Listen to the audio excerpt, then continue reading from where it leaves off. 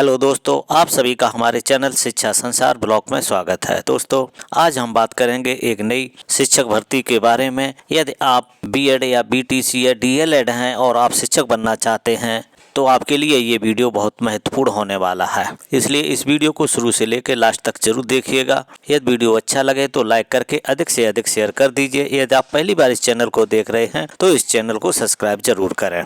दोस्तों, नई शिक्षक भर्ती का विज्ञापन जारी कर दिया गया है, तो आवेदन आज से ही शुरू हो गए हैं। बात की जाए एग्ज़ाम की, एग्ज़ाम में ज़्यादा समय आपको नहीं मिलेगा। सबसे बड़ी बात तो ये है कि 10 साल बाद ये शिक्षक भर्ती आई हुई है। जो अभ्यर्थी बीएड, डीएलएड और बीटीसी कर चुके हैं वे सभी इस भर्ती में आवेदन कर सकते हैं। डिटेल में सारी जानकारी आपको देंगे। चलिए वीडियो स्टार्ट करते हैं ऑफिशियल नोटिफिकेशन के साथ। दोस्तों, हम आपको बता देते हैं कि इस चैनल पर जो भी जानकारी दी जाती है वो सब रियल होती है, नोटिफिकेशन के साथ में दी जाती है। बहुत सारी ऐसी भर्तियां हैं जिनके वर्तमान में विज्ञापन जारी हो रहे हैं।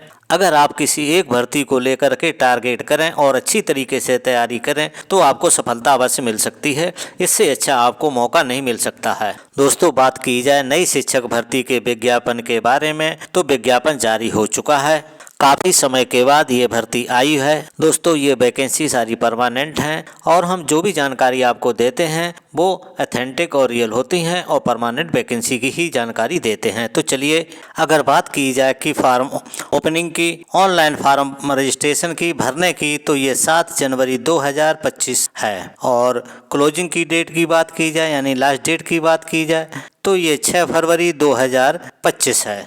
यानी कि आज से आप आवेदन कर सकते हैं और 6 फरवरी इसकी लास्ट डेट है। लगभग आपको 1 माह का समय मिल रहा है आवेदन करने के लिए। अगर आपने इसकी फीस 6 फरवरी 2025 तक जमा नहीं कर पाई है तो आपको 2 दिन का समय और मिलेगा, 7 और 8 फरवरी तक फीस जमा करने के लिए। अगर बात की जाए मॉडिफिकेशन की, अगर मान लीजिए फार्म भरते समय कोई गलती हो गई, उन गलतियों को सुधारने के लिए तो वो 9 फरवरी से लेकर 18 फरवरी तक आप सुधार सकते हैं। इसलिए फार्म भरते समय कोई गलती न करें। तो इसमें आपको 10 दिन का समय दिया गया है अपनी गलती सुधारने के लिए। अब आप सबके मन में एक ही सवाल होगा कि इसमें कौन कौन आवेदन कर सकता है। तो इसमें बीएड वाले भी आवेदन कर सकते हैं, बीटीसी या डीएलएड वाले भी कर सकते हैं, क्योंकि ये वैकेंसी 2 तरीके की है। बीएड और बीटीसी डीएलएड जो 2 तरीके के, जो दोनों फार्म अप्लाई कर सकते हैं, तो इसका मतलब ये वैकेंसी 2 तरीके की है। इसलिए वीडियो को स्किप न करिएगा, वीडियो पूरा देखिएगा, क्योंकि जानकारी आपसे मिस हो जाएगी। अगर जानकारी मिस हो गई तो आप पूरा फार्म नहीं भर पाएंगे। बीएड के लिए अलग पोस्ट है, बीटीसी और डीएलएड के लिए अलग पोस्ट है। चलिए अब डिटेल में कवर करते हैं। अब बात करते हैं नोटिफिकेशन की कि ये नोटिफिकेशन कहाँ से निकाला गया है और ये वैकेंसी सरकारी है कि नहीं है। तो ये vacancy government of India, ministry और रेलवे रिक्रूटमेंट बोर्ड से निकाली गई है और ये वैकेंसी परमानेंट वैकेंसी है।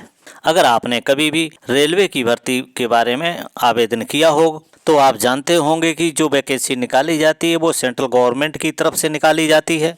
रेलवे की जो भी वैकेंसी निकाली जाती है वो अलग अलग पॉइंट पे निकाली जाती है, जैसे रेलवे रिक्रूटमेंट बोर्ड गोरखपुर है, आरआरबी चंडीगढ़ है। इस तरीके से आप लोगों के लिए वैकेंसी निकाली जाती हैं। टोटल पदों को डिवाइड कर दिया जाता है अलग अलग आरआरबी के नाम पर। चलिए आगे बढ़ते हैं। इसमें बहुत सारी जानकारी है। ये 109 पेज का विज्ञापन है, थोड़ा ध्यान से सुन लेना, बाद में दिक्कत नहीं आएगी।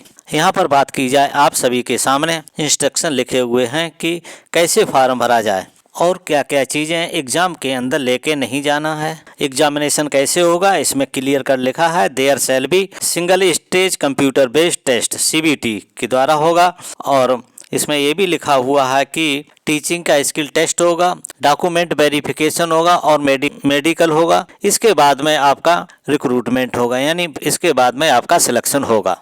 कॉल लेटर आपका कैसे इशू होगा वो भी लिखा है, नॉर्मलाइजेशन कैसे होगा वो भी लिखा है, short listed for the barrier stage ये भी लिखा हुआ है। और ये जो पूरा पैराग्राफ है उसको अभी नहीं हम पढ़ रहे हैं, क्योंकि अभी तो आपको सिर्फ फॉर्म भरना है। अगर नेगेटिव मार्किंग की बात की जाए तो यहाँ पर 1/3 की नेगेटिव मार्किंग आपको देखने को मिलेगी।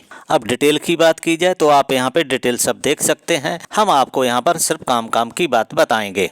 आप सभी को पहले ही बता दिया है कि 6 फरवरी 2025 तक आप फॉर्म भर सकते हैं और जमा कर सकते हैं।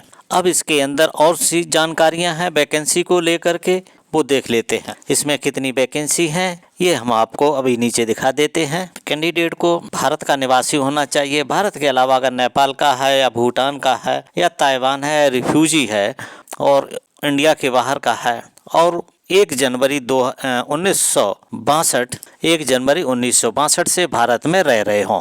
अब एज की बात कर लेते हैं तो आपकी एज 1 जनवरी 2025 को काउंट की जाएगी। अब देख लीजिएगा 18 साल से लेकर के 33 साल की जिसकी एज है, यानी 2 जनवरी 1992 अनरिजर्व्ड एंड EWS के भर सकते हैं। OBC वाले 2 जनवरी 1989 तक के भर सकते हैं और SC ST वाले 2 जनवरी। इसमें दिया हुआ है कि UR और EWS वाले किस उम्र तक के फॉर्म भर सकते हैं, OBC वाले किस उम्र तक के फॉर्म भर सकते हैं और SC ST वाले किस उम्र तक फॉर्म भर सकते हैं। तो आप इस पूरी टेबल को देख लीजिएगा, उस आधार पे आप लोग अप्लाई कर दीजिएगा। अब अन्य जानकारी के बारे में भी बताते हैं। अब एज की छूट के बारे में देख लेते हैं। SC एंड ST वालों के लिए 33, 35, 36, 38, 43 और 48 एज ग्रुप वालों के लिए 5 साल की छूट मिलेगी। अगर आपकी इतनी एज होती है तो आप अप्लाई कर सकते हैं। इसी तरीके से OBC नॉन क्रीमी लेयर वालों के लिए है 33, 35, 36, 38, 43,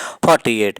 इनको भी 3 साल की छूट मिलेगी। अगर इतनी एज है तो आप इसमें अप्लाई कर सकते हैं। इसी तरीके से और लोगों की जो दे रखी है एज की छूट का जो दे रखा है वो आप लोग देख सकते हैं। अब हम आगे की जानकारी आपको बताते हैं। यहाँ पर एजुकेशन क्वालिफिकेशन दे रखी है, खास जानकारी आगे मिलेगी वो बता देते हैं। अब एग्जामिनेशन फीस की बात कर देते हैं। तो जो एग्जामिनेशन फीस है वो आपको 500 रुपये देनी पड़ेगी और जो SC ST हैं, OBC हैं, उनको 250 रुपये फीस देनी पड़ेगी। मोड ऑफ पेमेंट का ऑनलाइन आपको पेमेंट करनी होगी। अब रिजर्वेशन को लेकर देख लेते हैं। इसमें सारी जानकारी दे रखी है, आप इसको पढ़ लीजिएगा जैसे जो लागू हो। दोस्तों अब एग्जामिनेशन का देख लेते हैं। प्रोफेशनल एबिलिटी के 50 क्वेश्चन आएंगे और 50 नंबर के होंगे। जनरल अवेयरनेस के 15 क्वेश्चन होंगे और 15 नंबर के होंगे। जनरल इंटेलिजेंस एंड रीजनिंग के 15 क्वेश्चन होंगे और 15 ही मार्क्स के होंगे। मैथमेटिक्स के 10 क्वेश्चन होंगे और 10 नंबर के होंगे। जनरल साइंस के 10 क्वेश्चन पूछे जाएंगे और 10 नंबर के ही होंगे। टोटल 100 क्वेश्चन होंगे और 100 नंबर के होंगे और इसी के आधार पर आपका सिलेक्शन होगा। 1/3 की नेगेटिव मार्किंग होगी। मैथ में क्या आएगा पूरा सिलेबस यहाँ पे दिया है, आप इसको देख सकते हैं। और जनरल इंटेलिजेंस एंड रीजनिंग में भी जो आएगा वो पूरा सिलेबस यहाँ पे आपको दिया गया है, आप अच्छी तरीके से देख सकते हैं। और इसके अलावा जनरल अवेयरनेस का भी जो भी आएगा जैसा आएगा वो पूरा सिलेबस दिया हुआ है, आप इसको देख सकते हैं। और जनरल साइंस का जो भी आएगा वो भी इसमें दिया हुआ है, आप देख सकते हैं। इसमें जो जनरल साइंस का है फिजिक्स, केमिस्ट्री और लाइफ साइंस होगी जो 10th स्टैंडर्ड की CBSE के सिलेबस के आधार पे होगी। इसी के आधार पर आपका चयन किया जाएगा। दोस्तों ये तो सब आपका एग्जाम के बारे में सब कुछ था। अब ज़्यादा डिटेल में देख लेते हैं एजुकेशन क्वालिफिकेशन के बारे में, यानी योग्यता के बारे में। ये बहुत महत्वपूर्ण है। ये हमने आपको शुरू में ही बताया था कि अलग अलग निकाली जाती हैं RRB के माध्यम से। RRB अजमेर है, गोरखपुर है, चंडीगढ़ है, बिलासपुर, भुवनेश्वर, कोलकाता, मालदा, मुंबई, प्रयागराज, ये आदि आपको देखने को मिल जाती हैं।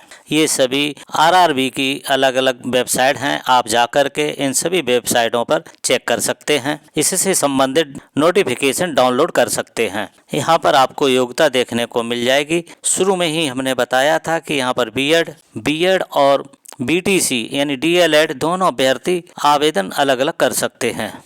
बीएड और BTC दोनों आवेदन कर सकते, तो इसका मतलब दोनों पोस्ट जो वैकेंसी है वो अलग अलग हैं। बीएड TGT में आवेदन करेगा और BTC वाला PRT में आवेदन करेगा। इसमें आपको TGT PGT की वैकेंसी देखने को मिलती है और PRT की वैकेंसी देखने को मिलती है और आप लोग आवेदन कर सकते हैं। आपका सिलेक्शन कहीं पे भी हो सकता है, आपका रांची में भी हो सकता है, प्रयागराज में भी हो सकता है, ऑल ओवर इंडिया में कहीं पे भी आपका सिलेक्शन हो सकता है।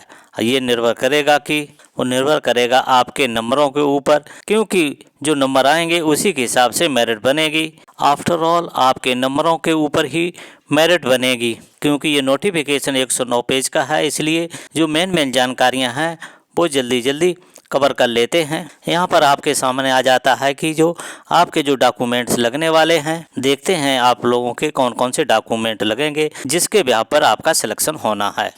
यहाँ पर आप एग्ज़ाम से संबंधित डाटा चेक कर सकते हैं। ये जूनियर ट्रांसलेटर का है, जिसमें क्या पूछा जाएगा ये आपको एग्ज़ाम के समय देखने को मिलेगा। यहाँ पर आपको स्टाफ वेलफेयर का देखने को मिलेगा, क्योंकि इसमें और भी वैकेंसी हैं टीजीटी पीजीटी के अलावा। यहाँ पर सीनियर पब्लिसिटी इंस्पेक्टर का देखने को मिलेगा। All post graduate teacher PGTs, trained graduate teacher TGT. हमने आपको शुरू में ही बताया था पीजीटी का एग्ज़ाम का सिलेबस जारी कर दिया गया है। ये आपका पीजीटी का एग्ज़ाम का सिलेबस रहेगा। क्या क्या कितने नंबर का क्वेश्चन पूछे जाएंगे। अगर बात की जाए फिजिकल ट्रेनिंग इंस्ट्रक्टर यानी पीटीआई के बारे में, उनका क्या क्या सिलेबस रहेगा यहाँ पर आपको देखने को मिल जाता है। अब असिस्टेंट टीचर की बात करें तो असिस्टेंट टीचर का मतलब होता है बीटीसी वाले यहाँ पे आवेदन कर सकते हैं। अब देख लेते बीटीसी वालों का क्या सिलेबस है। ये सब आपके सामने है, इसको आप अच्छी तरीके से पढ़ लीजिएगा। इसके अलावा म्यूजिक टीचर का क्या सिलेबस रहेगा वो आप चेक कर लीजिएगा। अगर बात की जाए lab assistant grade 3, chemist and, इनका भी सिलेबस यहाँ पर दिया हुआ है, आप लोग देख सकते हैं। अगर बात की जाए लेबोरेटरी असिस्टेंट के बारे में तो उनका भी सिलेबस दिया है, आप लोग देख सकते हैं। अब हम कवर कर लेते हैं आप सभी की योग्यताओं के बारे में, कौन कौन इसमें आवेदन करेगा और क्या योग्यता रहने वाली है। प्राइमरी टीचर की वैकेंसी को लेकर हमने शुरू में ही बताया था कि ये प्राइमरी टीचर की वैकेंसी है। यहाँ से आपको प्राइमरी के क्वेश्चन देखने को मिलेंगे। 18 से 20 तक क्वेश्चन आपके यहाँ से आएंगे और आपका ये सिलेबस रहेगा। इसी तरीके से यहाँ सब आपका टीजीटी का भी यहाँ पर सिलेबस आपको देखने को मिल जाएगा। यदि आप टीजीटी में अप्लाई करना चाहते हैं तो अप्लाई कर सकते हैं। अब हम थोड़ी सी बात योग्यता को लेकर कर लेते हैं। अगर आप पीजीटी में अप्लाई करना चाहते हैं तो आपके पास मास्टर डिग्री होनी चाहिए संबंधित सब्जेक्ट में जिसमें आप अप्लाई करने चाहते हैं 50% नंबरों के साथ में, और बीएड भी होनी चाहिए। मान लीजिए अगर आप कॉमर्स के लिए अप्लाई करना चाहते हैं तो आपको एमए कॉमर्स में होना चाहिए। इसी तरीके से अगर आप हिंदी में करना चाहते हैं तो हिंदी में होनी चाहिए, मैथ में करना चाहते हैं तो मैथ में चाहिए। ओवरऑल सभी पीजीटी के लिए एक ही है, संबंधित सब्जेक्ट में 50% नंबरों के साथ में आपके पास मास्टर डिग्री होनी चाहिए और बीएड होना चाहिए। जिस पोस्ट के लिए अप्लाई कर रहे हैं उस पोस्ट में मास्टर डिग्री होनी चाहिए, तभी आप अप्लाई कर सकते हैं। ये सारी पोस्टों का विवरण दिया है, ये सारी पोस्ट पीजीटी की हैं और सभी में ही मास्टर डिग्री 50% मार्क्स के साथ में प्लस बीएड भी होनी चाहिए और संबंधित सब्जेक्ट में एमए या एमएससी होना चाहिए। तो अब बात कर लेते हैं टीजीटी के बारे में। आप सभी को मालूम है टीजीटी यानी ट्रेंड ग्रेजुएट टीचर के लिए जो क्वालिफिकेशन होती है ग्रेजुएट होना चाहिए प्लस बीएड प्लस सीटेट होना चाहिए। लेकिन ये जो पोस्ट है ये टीजीटी ड्राइंग की है, इसलिए इसमें बीएड की कोई ज़रूरत नहीं है। इसमें आपको बीए में ऑनर्स की डिग्री होनी चाहिए, एमए की जो डिग्री होनी चाहिए ड्राइंग एंड पेंटिंग में होनी चाहिए या फाइन आर्ट में होनी चाहिए, तभी आप इसमें अप्लाई कर सकते हैं। टीजीटी पीटीआई की भी योग्यता यहाँ पे लिखी हुई है, आप लोग देख सकते हैं। टीजीटी बंगाली की भी योग्यता नीचे दे रखी है, वो भी आप लोग देख सकते हैं। अगर आप टीजीटी इंग्लिश में आवेदन करना चाहते हैं वो भी लिखा हुआ है, आपको कैसे आवेदन करना है, क्या क्वालिफिकेशन आपकी होनी चाहिए। टीजीटी बायोलॉजी की भी यहाँ पे योग्यता लिखी हुई है, क्या योग्यता आपके पास होनी चाहिए। टीजीटी मैथ के लिए इसमें भी क्वालिफिकेशन दे रखी है। टीजीटी में कोई भी सब्जेक्ट हो, टीजीटी में कंसर्न सब्जेक्ट के साथ में ग्रेजुएट हो प्लस बीएड हो। अब ये देख लीजिए टीजीटी साइंस के लिए भी यही क्वालिफिकेशन है और ये सब जो क्वालिफिकेशन दे रखी है आप देख लीजिए, शॉर्ट में मैंने बता दिया है। टीजीटी के लिए केवल graduate plus BEd plus CTET होना चाहिए। ग्रेजुएट में वो सब्जेक्ट होना चाहिए जिसके लिए आप आवेदन कर रहे हैं। तो ये पूरा टीजीटी का कंप्लीट हो रहा है। टीजीटी पीसीएम में भी ये आ जाता है और क्वालिफिकेशन दे रखी आप देख लीजिएगा। और टीजीटी संस्कृत के लिए भी यही आता है, ग्रेजुएट प्लस बीएड और प्लस सीटेट या टेट ये होना चाहिए। ये सारी की सारी वैकेंसी टीजीटी की हैं, क्योंकि पीजीटी में तो पोस्ट ग्रेजुएशन प्लस बीएड मांगा जाता था, इसमें graduate plus BEd plus CTET. वैकेंसियों की जानकारी कर देते हैं, आपको बताते हैं। इसमें और भी वैकेंसी निकाली गई थी, जैसे लाइब्रेरियन है, स्टाफ एंड करके ये वैकेंसी है। अब म्यूजिक टीचर देख लीजिएगा। म्यूजिक टीचर के लिए अगर आप बीएड नहीं है तब भी आपको चल जाएगा, क्योंकि बीए में डिग्री जो होनी चाहिए उसमें म्यूजिक सब्जेक्ट होना चाहिए। अब प्राइमरी टीचर की बात कर लेते हैं। तो इसमें जो क्वालिफिकेशन दे रखी है, अगर आप 12th पास हैं और आपने डीएलएड कर रखा है तो आप इसमें और 50% मार्क्स हैं तो आप इसमें अप्लाई कर सकते हैं। या फिर आप बीटीसी डीएलएड हो तब भी आप अप्लाई कर सकते हैं, लेकिन ये ध्यान रखिएगा 50% मार्क्स होने चाहिए और सीटेट पास होना चाहिए। अगर आपने ग्रेजुएशन के साथ में भी डीएलएड कर रखा है तब या बीटीसी कर रखा है तब भी आप इसमें अप्लाई कर सकते हैं, लेकिन बीएड वाले इसमें अप्लाई नहीं कर पाएंगे। अब आप देख लेते हैं PRT English teacher. Primary English teacher के लिए भी सेम क्वालिफिकेशन रहेगी जो ऊपर हम बता चुके हैं। पीआरटी इंग्लिश मीडियम के लिए भी सेम क्वालिफिकेशन रहेगी जो ऊपर बता चुके हैं। ये ध्यान रखिएगा आपके पास सीटेट होना चाहिए।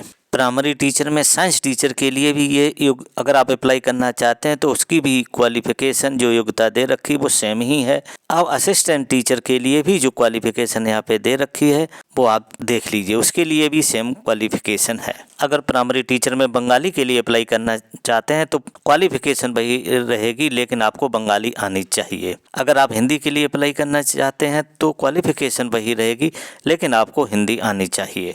अगर आप पीआरटी तमिल के लिए अप्लाई करना चाहते हैं तो आपके पास क्वालिफिकेशन तो सेम रहेगी, लेकिन आपको तमिल आनी चाहिए।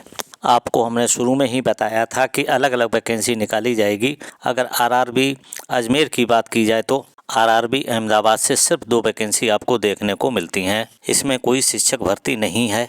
रेलवे के माध्यम से बेंगलोर की बात की जाए तो इसमें टीजीटी की भी वैकेंसी है, पीजीटी की भी वैकेंसी है, पीटीआई की भी वैकेंसी है और अन्य भी वैकेंसियाँ यहाँ पे दी गई हैं और पदों की संख्या भी दी गई है।